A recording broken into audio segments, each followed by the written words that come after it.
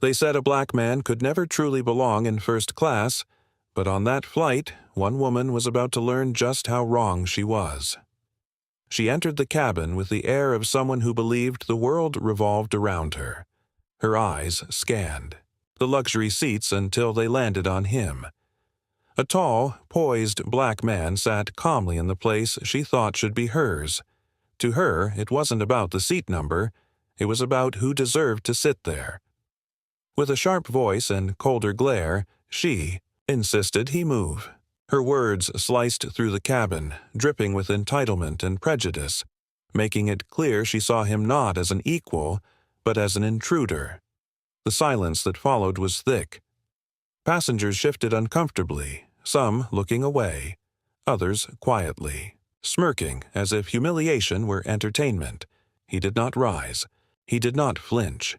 He simply looked back, unshaken, though beneath the surface his heart bore the weight of every insult, every dismissal, every unspoken reminder that society still questioned his worth. But this time would be different. This moment, born of arrogance and racism, was about to unravel into something no one on that flight could have predicted, because the man she mocked did not just belong in that seat. He owned the very wings carrying them through the sky. And when the truth came to light, it would not just humble her. It would leave the entire plane in stunned silence. The life of Marcus Ellison had always been marked by two opposing forces: extraordinary achievement and the relentless shadow of doubt cast by the world around him. He was born in Atlanta, Georgia, in a neighborhood where opportunity seemed to be reserved for those with lighter skin, whiter names, or family wealth passed down through generations. His earliest memories were filled with the sound of his mother's voice reminding him that he was enough, that no matter how many doors slammed in his face, he must never believe that he was undeserving of walking through them. As a child, Marcus devoured books on flight and engineering. Airplanes fascinated him not only because they soared above boundaries, but also because they represented freedom, the kind of freedom his ancestors had been denied for centuries. He would lie on the grass outside his grandmother's house, watching jets streak across the sky, and whisper promises to himself. One day, he wouldn't just fly. He would command. He would own. He would redefine what belonging looked like, in a world eager to remind him of his place. School was both a refuge and a battlefield. Teachers praised his brilliance in mathematics yet underestimated him during group projects, often assuming his contributions were luck. Classmates mocked him with whispers about scholarships, suggesting he only earned opportunities because of diversity quotas. Even then, Marcus learned to walk a delicate line between proving his worth and maintaining his composure, knowing that anger would only feed their stereotypes. By the time he entered college, Marcus had become a master at wearing resilience like armor. He studied aerospace engineering at MIT, where excellence was demanded but fairness was optional. Professors sometimes overlooked his raised hand in lecture halls. Recruiters at career fairs would glance past him as if his skin tone disqualified him before he even introduced himself. Yet Marcus refused to bend. Instead, he poured himself into research, innovation, and the kind of determination that could turn rejection into fuel. He graduated with honors and soon found himself working for one of the largest airline companies in the country. At first, he was just another young engineer, scribbling equations, running simulations, and perfecting designs that would never carry his name. It was there, in those sterile offices, that Marcus began to see how deeply prejudice was rooted in the very structure of the industry. His colleagues, brilliant yet often arrogant, would dismiss his ideas until someone else repeated them. They would gather after hours at clubs where Marcus knew he would not be welcome. They congratulated themselves for being progressive, simply because they tolerated his presence. But Marcus wasn't there for their approval. He was there to build, to dream, to lay the foundation for something bigger than all of them. Over the years, Marcus climbed the ranks, though not without resistance. Promotions that should have been his were delayed or denied, excuses given about lack of leadership experience or concerns about fit. He knew what those words meant. Fit was the polite word for white. Leadership was the polite word for someone they could see themselves in. And yet, when problems became too large to ignore, it was Marcus they turned to for solutions. By the time he reached his mid-30s, Marcus had a decision to make. He could remain where he was, playing the endless game of proving himself, or he could take a leap of faith. He chose the latter. Gathering every resource he had, he launched his own airline, Ellison Air. At first, no one believed it would survive. Competitors scoffed. Investors hesitated. Industry insiders whispered that it was a vanity project, doomed to collapse. But Marcus had spent his entire life preparing for this moment. He knew the market gaps. He knew the inefficiencies. Most importantly, he knew that people were hungry for change. Ellison Air became the first black-owned commercial airline in the United States. Its brand wasn't just about travel, it was about representation, opportunity, and dignity. From the pilots in the cockpit to the attendants greeting passengers, diversity wasn't a quota. It was the company's DNA. Slowly, Ellison Air grew, from a regional carrier to a respected competitor in the global market. But success did not erase the sting of prejudice. Marcus still encountered passengers who assumed he was a porter rather than the CEO when they saw him walking through airports. He still heard whispers in boardrooms where competitors questioned how long his company could last. He still watched as journalists framed his achievements as surprising or against the odds, as though excellence was unexpected from a man of his complexion. Through it all, Marcus carried himself with quiet strength. He didn't need to announce his power. He let results speak. Planes bearing his name crossed oceans, carrying millions of passengers each year. His company provided jobs to thousands. He had turned childhood dreams into something real, tangible, and unstoppable.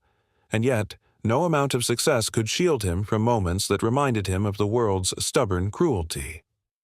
The flight that would become a defining moment began, like any other. Marcus boarded quietly, preferring not to draw attention to himself. His life was filled with meetings, negotiations, and endless responsibilities. This journey was meant to be a brief respite, a chance to reflect. He carried no entourage, no obvious markers of wealth besides the subtle elegance of his tailored suit. To the casual observer, he was simply another man flying first class. But prejudice does not pause for context. It does not ask about resumes, ownership, or legacy. It sees only skin and reacts with centuries of ignorance. As Marcus settled into his seat, placing his briefcase neatly by his feet, he noticed passengers streaming in with the usual flurry of chatter and clamor. A mother shushing her child. A businessman loudly dictating into his phone. Flight attendants guiding people to their rows. Then came the woman, poised, polished, and exuding entitlement with every step. Her eyes swept the cabin until they found him. Her brow furrowed though the sight of him disrupted her very sense of order. She stopped in the aisle, staring. Passengers behind her shifted impatiently, waiting for her to move, but she remained fixed, lips tightening. In that instant, Marcus knew. He had lived long enough, endured enough moments like this to recognize the script before it unfolded. What came next would not just test his patience. It would reveal, to everyone present, the quiet yet unbreakable power he carried. Marcus had always understood that racism rarely announced itself with slurs or raised fists. More often, it crept in through narrowed eyes, subtle dismissals, and the kind of entitlement that made others feel justified in treating him as less than human. That knowledge didn't make these encounters easier, but it made them predictable. The woman stood over him now, silent for the moment, but her silence carried accusation. Her posture said it all. "You don't belong here." She hadn't spoken yet, but Marcus could feel the weight of her judgment pressing against him. He adjusted slightly in his seat, not to move away, but to anchor himself. He would not shrink. He would not let her gaze dictate his presence. For Marcus, moments like these always carried echoes of the past. He thought back to his first business class flight years ago, long before Ellison Air became a reality. He had been dressed in the same quiet elegance he wore now, but back then, he was just a rising engineer trying to close a deal. A flight attendant had tapped him on the shoulder, eyes narrowed, and asked to see his boarding pass again. He had complied, calmly handing it over, though embarrassment burned his chest. The attendant scanned the slip, forced a smile, and walked away. But Marcus never forgot the way the passengers around him had stared, some with suspicion, others with amusement, as if his presence in that seat had been a mistake waiting to be corrected. That memory had never left him. It had fueled him, sharpened him, and given him the determination to build something greater. He had vowed that one day no one would question his right to sit anywhere, and yet here he was, decades later, confronted once again, not by an airline employee this time, but by a fellow passenger who carried the same conviction that he did. Not belong. The woman finally spoke. Her voice was polished, refined, the kind that demanded attention without ever needing to rise above a normal volume. "Excuse me," she said, tilting her head in a way that implied patience, though her eyes betrayed none. "I believe you're in my seat." Marcus didn't answer immediately. He knew the power of silence, the way it forced others to reveal more of themselves. She tapped her boarding pass lightly against her palm, as if the sound alone might hurry his compliance. He remained still, his face calm, though inside he felt the old ache, the familiar sting of being questioned, challenged, diminished. Passengers nearby shifted uncomfortably. Some pretended to scroll through their phones. Others glanced discreetly, waiting to see how he would respond. The air grew heavier with each passing second. Marcus finally looked up, his gaze steady, and spoke in a voice both soft and firm. His words were simple. They carried no anger, only truth. Yet, as they left his lips, he could feel the weight of history pressing against them, the centuries of struggle, the unspoken demand for proof of worth, the endless tests of dignity. The woman blinked, her composure faltering for the briefest moment. Then, with a sharp inhale, she straightened her shoulders, unwilling to yield. Entitlement rarely surrendered gracefully. Marcus leaned back, his eyes returning to the window as the plane continued to board. He thought of his mother's voice again, urging him to hold his head high. He thought of the countless young men and women who would one day look to him as proof that success was possible, even in a world that insisted otherwise. He thought of his company, his employees, and the families who depended on his vision. This moment was not just about him. It was about the story it would tell. The hum of the cabin grew louder as more passengers boarded, but in Marcus's world, time slowed. He had lived long enough to know this moment was not about a seat. It was about the unspoken hierarchies that still lingered in society. For her, the seat symbolized status. For him, it symbolized resilience, the kind earned through decades of struggle and perseverance. As she lingered, Marcus found his thoughts drifting backward again, to the many battles that had brought him here. He thought of the small but constant humiliations of his early career, the times he would enter a boardroom with innovative designs that could save millions in costs, only for executives to dismiss them, until a white colleague presented the same idea weeks later and was hailed as a visionary. The bitter taste of being congratulated for speaking so well, as if intelligence were a novelty for a man like him. The way he had been expected to laugh off insults, to play the role of the good black employee who never challenged the system too much. Those wounds had shaped him. They had taught him that survival required patience, but progress required audacity. When Ellison Air was born, it wasn't simply an airline. It was his rebellion against those wounds. Every jet that bore his company's name was proof that he could not be erased. Every flight that landed safely on distant runways was evidence that his vision soared higher than their prejudice. And yet, in this cabin, surrounded by strangers, he was reduced once again, not in reality, but in perception. To the woman before him, he wasn't a CEO, a visionary, or the owner of one of the fastest-growing airlines in the country. He was simply a black man, sitting where she thought he shouldn't. He had seen that look before, in airports, restaurants, hotels, and even in boardrooms where billion-dollar deals were discussed. It was the look of someone who believed unearned privilege outweighed earned success. The look of someone who believed belonging was theirs by default. Passengers shuffled past, sensing the tension but unwilling to confront it. A flight attendant approached, her professional smile masking the unease in her eyes. She glanced between the woman and Marcus, clearly aware that something was wrong, yet hesitant to intervene too soon. Marcus noticed the hesitation. He always noticed. Authority figures often hesitated when prejudice was at play. To acknowledge it would mean confronting it, and confrontation carried risk. The woman held out her boarding pass toward the attendant, her voice dripping with impatience. "This is supposed to be my seat," she declared, as if the words themselves should settle the matter. Marcus remained silent, his hands resting calmly on his lap. He had nothing to prove. He belonged. But silence was its own kind of power, and he wielded it with intention. The attendant glanced at the pass, then at Marcus, then back at the pass. For a moment, the truth hovered in the air. The woman was mistaken. Her assigned seat was not his. But rather than correct her outright, the attendant hesitated, her eyes flickering with the same uncertainty Marcus had seen all his life. Would she assume he was in the wrong, simply because he didn't fit the image of who belonged in first class? Marcus's chest tightened, not with fear, but with the old, familiar ache of recognition. This was how it always began, with doubt, with hesitation, with the possibility that his dignity might once again be questioned.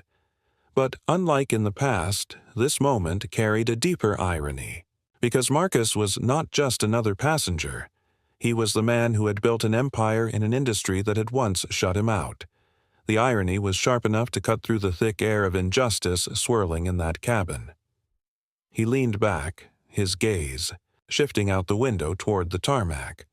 The sight of the massive aircraft engines humming with life reminded him of the bigger picture. These machines represented possibility, mobility, the ability to transcend borders. And yet, here he sat, tethered by the invisible chains of perception. As the attendant began to speak, Marcus felt the eyes of the cabin on him. Strangers, silent judges of a trial he had not asked to enter. He inhaled slowly, steadying himself, knowing that this moment would escalate. Whether the woman realized her mistake or doubled down in arrogance, the ripple it caused would not fade quickly. For Marcus, this was not just about enduring humiliation. It was about bearing witness to how far society had yet to go. The hum of the engine swelled as boarding slowed, but the conflict in first class was just beginning to stir into something heavier. Marcus remained seated, composed, while the woman hovered above him, her posture taut with indignation. The flight attendant, caught in the crossfire, hesitated with the boarding pass still in her hand. A murmur ran through nearby passengers, subtle yet sharp, like wind rustling through brittle leaves. Marcus knew this feeling well, the sensation of being studied, not as a man, but as a spectacle. Whispers rose and fell like waves. "What's going on?" "I think he's in the wrong seat." "Unbelievable, right in first class." They didn't say his name, of course, they didn't know it, but Marcus could feel their words piercing into him all the same. The woman pressed, her case with newfound fervor. "You see," she said to the attendant, her voice louder now, "this is supposed to be my seat. I paid for it. I didn't come all this way to be inconvenienced." Her gaze flicked down at Marcus, dismissive, impatient. "Can you please handle this?" The attendant glanced again at the boarding pass. She knew the truth. It wasn't Marcus who was mistaken. But Marcus saw the hesitation written in her eyes, the quiet calculation of what it would mean to tell the woman she was wrong, and to affirm that the black man in the seat was exactly where he belonged. Instead of speaking plainly, the attendant softened her tone, as though addressing a delicate matter.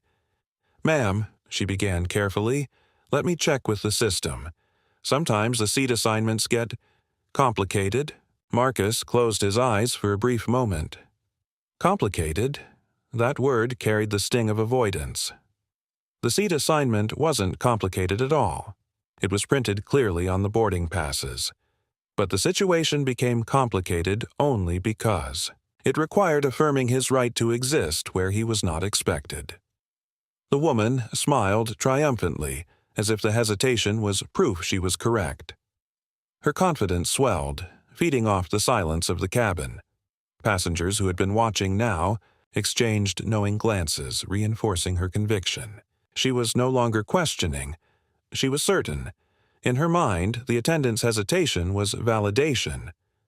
"See?" she said, her voice cutting through the cabin. "There must be some mistake.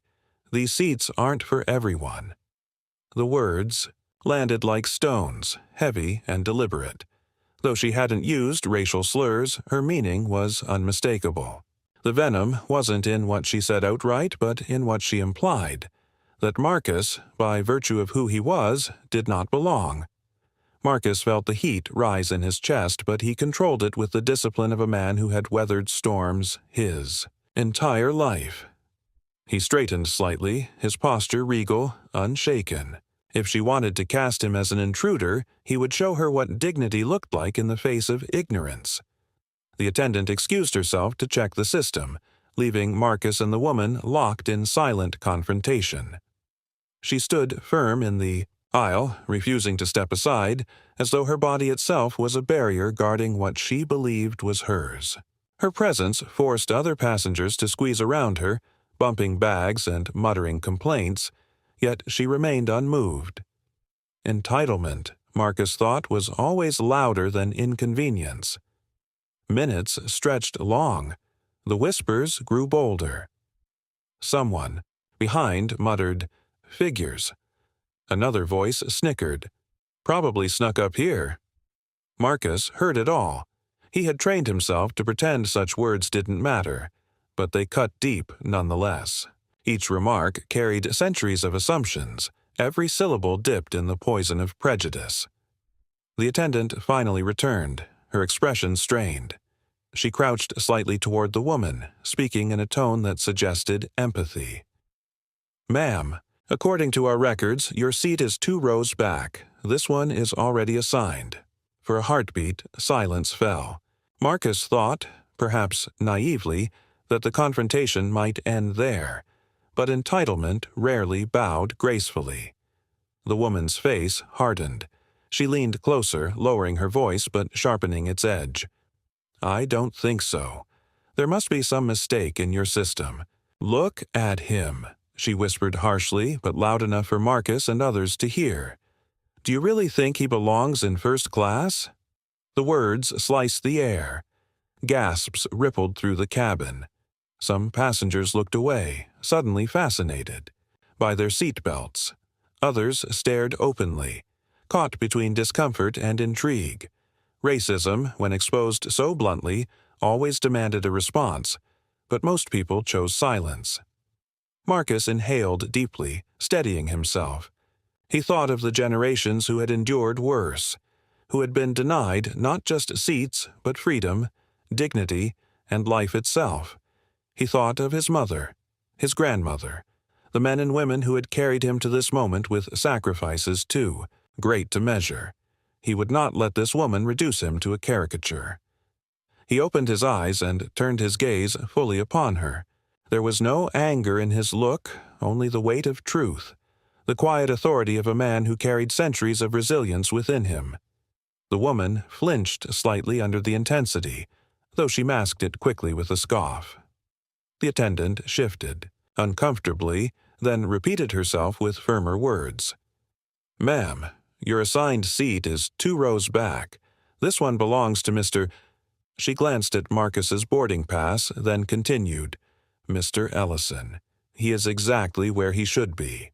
The sound of his name startled some passengers. Names carried power, and Marcus's name was known in certain circles, though few connected it immediately to Ellison Air. For now, he was still just the black man in the wrong seat in their eyes. The woman bristled, her pride refusing to yield. "Fine," she snapped, though her tone suggested anything but acceptance. She turned sharply, her designer bag swinging dangerously close to Marcus's shoulder. As she stormed to her assigned seat, whispers followed her, some sympathetic, others critical. Marcus remained still, his hands folded neatly, his expression unreadable.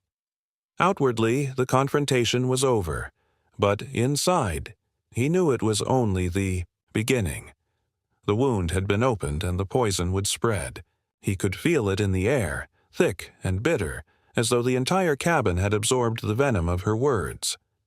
As the plane prepared for takeoff, Marcus stared out the window, his reflection staring back at him. He had endured humiliation before, but this moment felt different. It wasn't just about him. It was about what it revealed. No matter how high he soared, prejudice still tried to drag him back to the ground. The engines roared, the plane lifted, and Marcus felt the weight of the cabin pressing against him. The woman sat only a few rows away, her presence lingering like a shadow. He knew this flight would not be quiet. Something in his spirit told him that her arrogance had not yet run its course. And he was right. The plane leveled into the sky, the hum of the engines steady, but tension clung to the cabin like a storm cloud. Marcus sat in silence, hands folded, staring at the screen on the seat before him, though he hadn't pressed play. He was used to discomfort, used to swallowing the sting of words that weren't meant as jokes but were delivered as such. Still, something about this incident struck deeper than most. Perhaps it was the brazenness, the way the woman had weaponized entitlement without hesitation. Or perhaps it was the whispers that continued even now, subtle yet sharp, pricking at his composure. He could hear them, the murmured comments that carried farther than their speakers intended. "Can you believe the nerve? First class isn't what it used to be. Bet he upgraded last minute." Each remark was like a pebble tossed into the well of his dignity, small on their own, but relentless in their accumulation. He adjusted slightly in his seat, not to hide, but to steady himself. Marcus had long ago learned that the greatest challenge wasn't the insult itself, it was the decision not to let it consume him.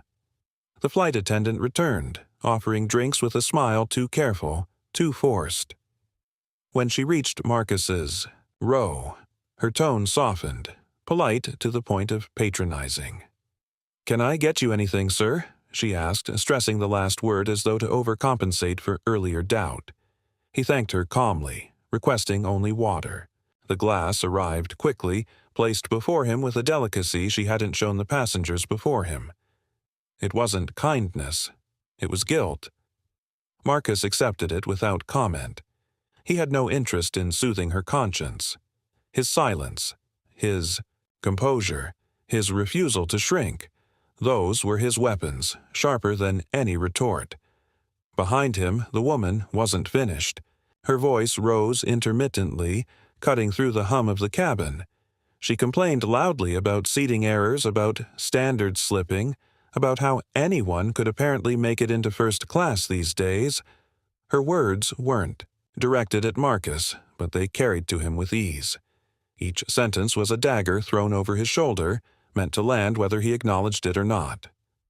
Other passengers chuckled nervously, some agreeing, others pretending not to hear. The complicity stung more than the words themselves. Prejudice was rarely a solo act. It thrived in the silence of those who knew better but chose comfort over courage. Marcus thought of his employees back home: pilots, mechanics, attendants, office workers. Many of them had joined Ellison Air because they believed in his vision, a company where dignity wasn't negotiable, where talent outweighed bias, where opportunity wasn't rationed by color. They looked to him as proof that the world could change. And yet, here he sat, enduring what so many of them endured daily. His success hadn't exempted him from the reality they all faced. The hours stretched on. Dinner was served, lights dimmed, conversations hushed. But prejudice doesn't sleep, and Marcus knew the night would not end quietly. As the attendants cleared trays, turbulence shook the cabin. The plane jolted. Glasses rattled. Passengers gasped. The woman's voice rose again, sharp with irritation. "Honestly, this airline is a disgrace," she snapped to no one in particular. "First the seating fiasco, and now this. I should have booked elsewhere." Her words carried weight. Not against Marcus directly this time, but against the airline itself. If only she knew whose airline carried her through the sky. The irony twisted in Marcus's chest, a bitter reminder that ignorance often spat on the very hands that lifted it. He closed his eyes, letting the hum of the engine steady him. He thought again of his childhood, of lying on the grass watching jets streak across the sky. Back then, airplanes had represented freedom, escape, possibility. Now, inside one of his own industry's triumphs, he felt caged by the prejudice of a single passenger. But he also knew something she did not. He carried a truth larger than her arrogance, a truth that would unravel the illusion she clung to. And when it did, it wouldn't just humble her, it would expose the silent complicity of those who watched. The rising tension in the cabin was not yet at its peak. Marcus could feel it building, like pressure in a sealed chamber. The woman would not let this flight end quietly. She had tasted the intoxicating power of public humiliation, and she wasn't ready to set it down. And Marcus, though calm, could sense that the moment of reckoning was drawing nearer. The cabin had settled into a restless quiet. Overhead lights dimmed, window shades drawn, the low drone of the engines filling the silence between scattered conversations. Yet Marcus knew tranquility was only an illusion.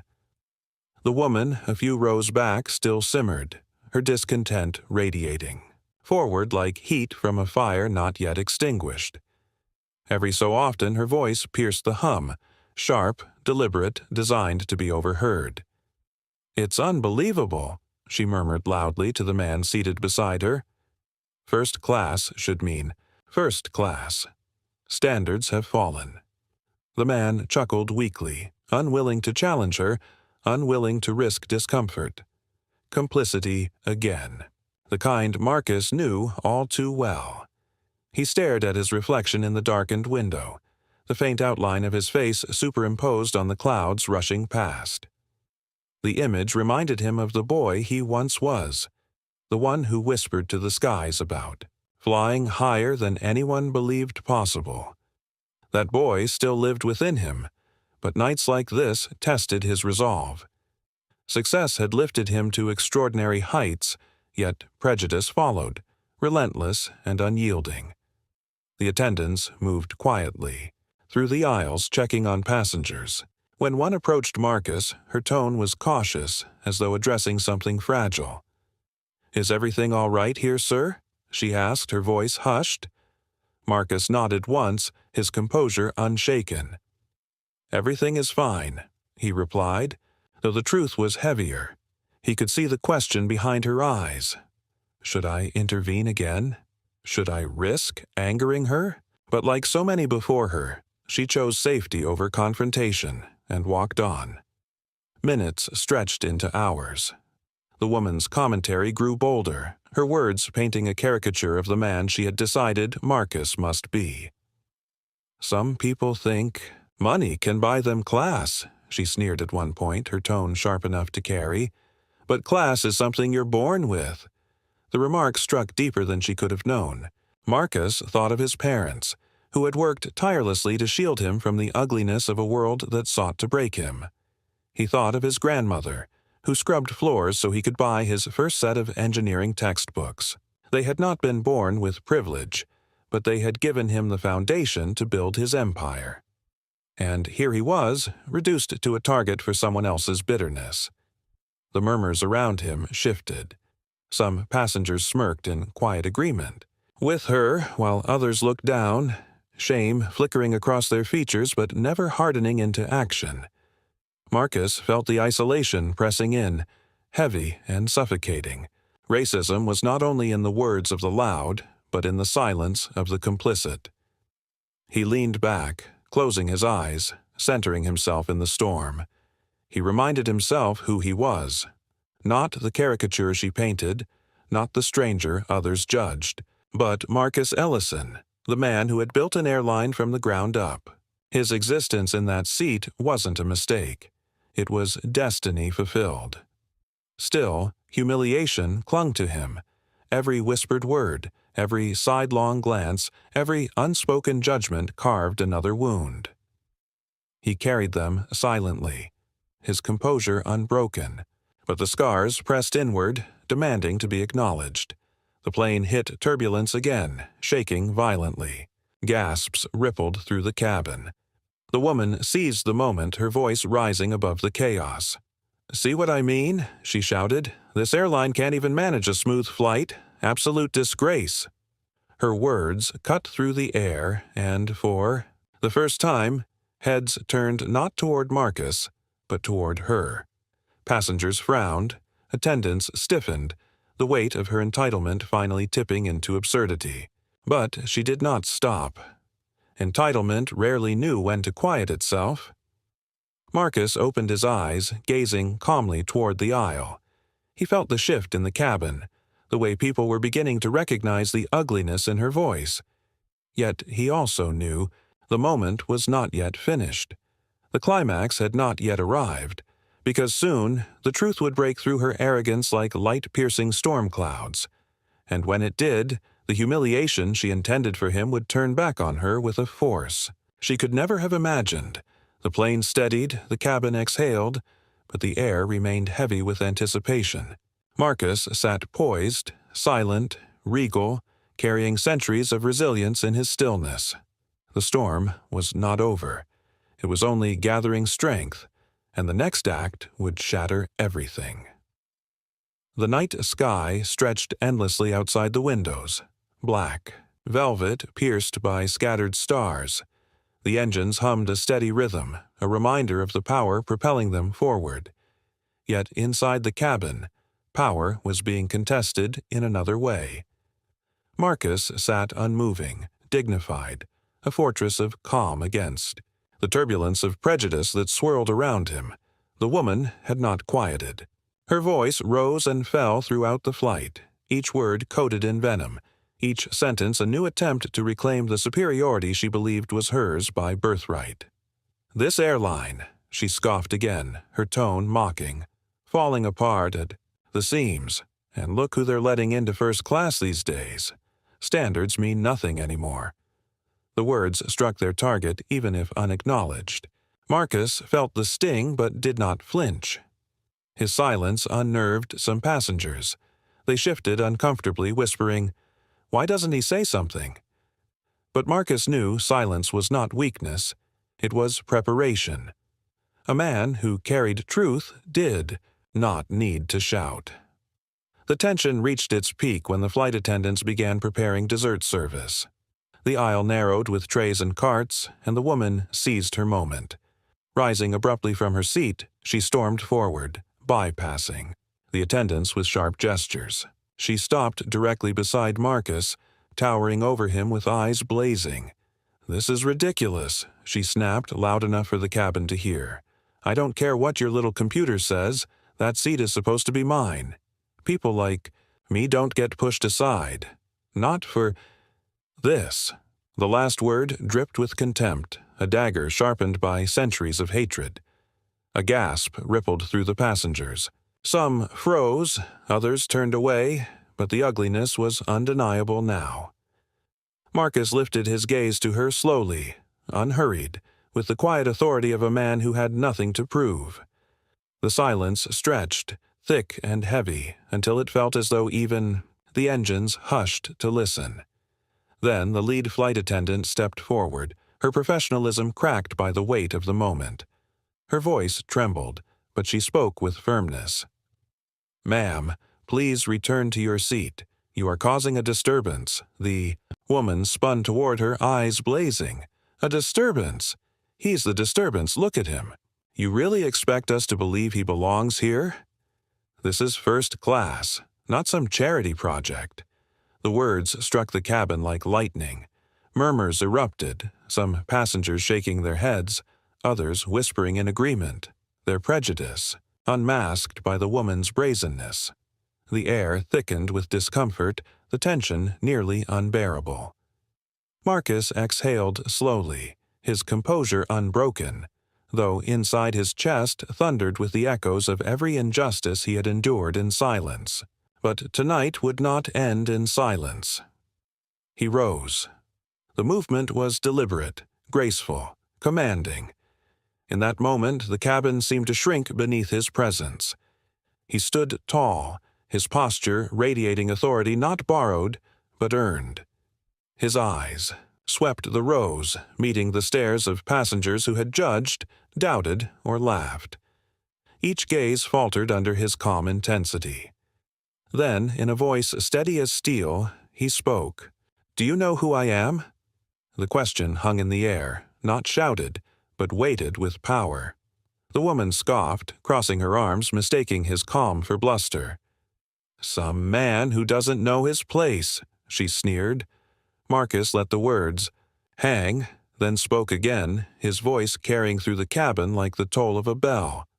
"I am Marcus Ellison, CEO and founder of Ellison Air, the airline you're sitting on, the airline carrying you through this sky, the airline you just called a disgrace."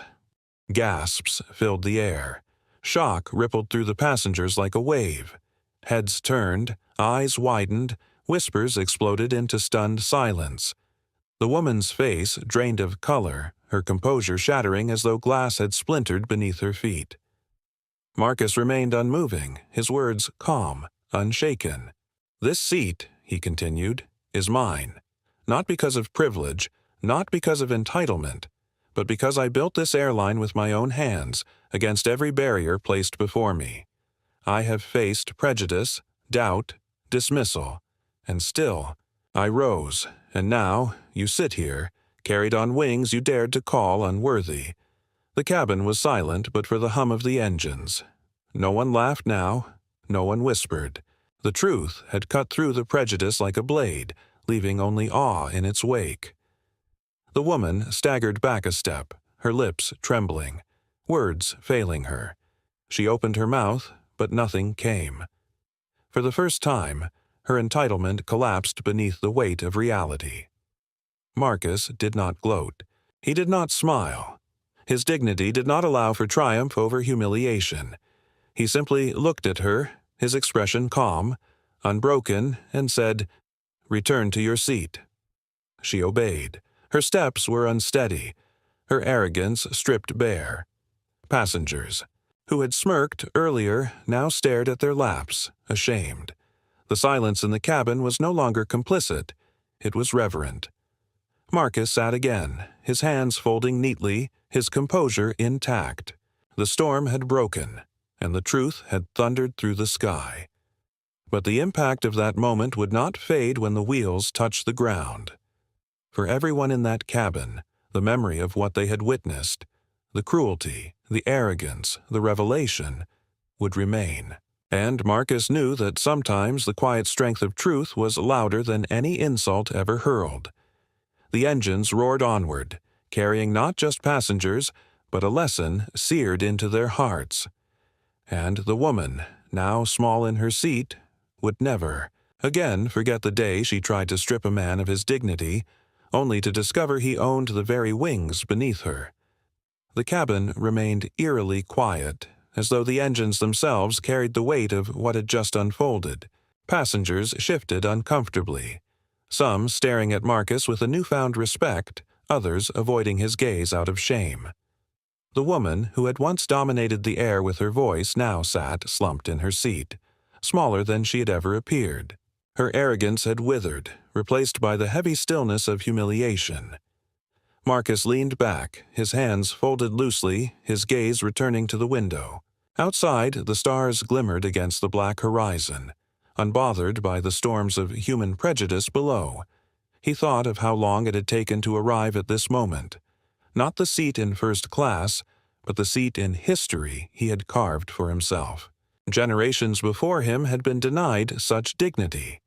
Tonight, his presence had carried more than his own weight. It had carried theirs. The attendants moved quietly through the aisles again. Their tone shifted. Gone was the careful, hesitant politeness that had earlier hinted at doubt. Now their voices were steadier, tinged with respect. One paused at Marcus's side, lowering her voice.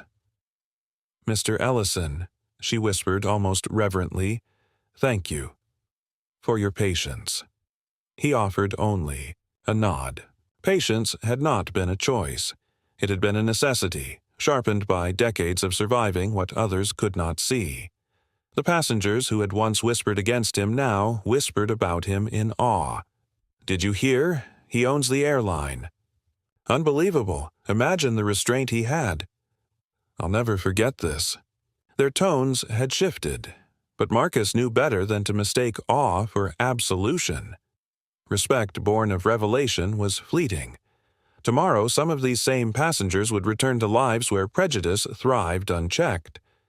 But for now, silence forced them to confront the ugliness they had witnessed and the dignity they had underestimated. Hours passed, the plane carving through the night sky. The woman remained silent, her earlier dominance reduced to a memory no one wished to recall aloud. Each time the attendants passed her row, she shrank back, her confidence shattered. Marcus did not gloat. His dignity demanded more than vengeance. He had revealed the truth, and the truth was punishment enough. When the captain announced their descent, the cabin stirred. Lights flickered on, window shades rose, and the first glow of dawn seeped through the clouds. The horizon burned orange and gold, a reminder that darkness, no matter how heavy, always yielded to light. As the wheels touched down, Marcus felt a quiet weight lift. The journey had been more than miles traveled. It had been a confrontation, with the lingering chains of prejudice and a reminder that resilience could shatter them. The plane slowed, taxied, stopped. The seatbelt signs flickered off and passengers rose, shuffling for their bags. Yet this time, eyes turned toward him, not with judgment but with respect. Some nodded, hesitant but sincere. One man murmured, "I'm sorry," though whether to Marcus or to his own conscience, Marcus couldn't tell. The attendants waited until he stood, then parted the aisle slightly, a silent acknowledgment of the gravity of what had transpired. The woman remained in her seat, rigid, avoiding his gaze. Her silence screamed louder than any words. She had been exposed, not just to him, but to everyone, and she would carry that memory long after the flight had ended. Marcus walked calmly down the aisle, his steps steady, his presence commanding. He did not need applause, did not crave vindication. His dignity was not measured by the approval of strangers. It was measured by the unshakable truth that no insult, no prejudice, no arrogance could diminish who he was. As he stepped into the jet bridge, the cool air greeted him, crisp and grounding. He inhaled deeply, feeling the weight of the night lift from his chest. For a moment he closed his eyes, remembering his grandmother's words. "Carry yourself with dignity, no matter how heavy the world tries to press you down, because one day the world will see what it tried to deny." That day had come. The passengers who followed would remember the night not for turbulence or service, but for a confrontation that revealed more about themselves than about the man they had doubted. Some would leave changed, carrying the lesson, like a scar. Others would forget, slipping back into silence when prejudice reared its head again. But none would escape the memory of the black man they had underestimated, only to discover he owned the very wings beneath their feet. Marcus stepped into the terminal, his stride unbroken, his dignity untarnished. The world outside bustled, with its usual indifference, but inside him burned a quiet fire. The fight was not over, not for him, not for those who looked like him, not for generations yet to come. But tonight, for a few brief hours, truth had taken flight. And as he disappeared into the crowd, the question lingered in the hearts of those who had watched. How many times had they judged, dismissed, or humiliated someone, unaware of the strength and brilliance hidden behind the skin they despised? The answer, unspoken, echoed in their silence. And Marcus knew, silence was where change began. And if this story moved you, if it made you reflect, question, or feel the weight of injustice, then don't let it end here. Support this channel, so we can continue bringing you powerful stories of resilience, dignity, and the fight against prejudice. Your support means these voices are never silenced, and these lessons are never forgotten. Like, share, and subscribe if you believe the world needs more stories that challenge hate and celebrate courage. Together, we can make sure the message flies farther than any airline ever could.